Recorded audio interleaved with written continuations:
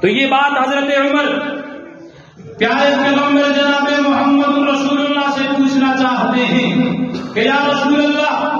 آپ کے ساتھ عائشہ کا نکاح میں نے نہیں کیا، عائشہ کے بعد ابو بکر نے نہیں کیا، عثمان و علی نے نہیں کیا، کسی اور صحابی نے نہیں کیا، آپ کے ساتھ عائشہ کا نکاح رب ذوالجلال نے کیا ہے، اور رب ذوالجلال نے آپ کو اتنا مقام دیا ہے کہ گندی مکھی آپ کے جسم اطہر پہ نہیں بیٹھ سکتی، تو ایک ناپاک عورت اللہ آپ کے بستر پہ کیسے لا سکتا ہے؟ اور پیارے پیغمبر آپ ہی نے فرمایا تھا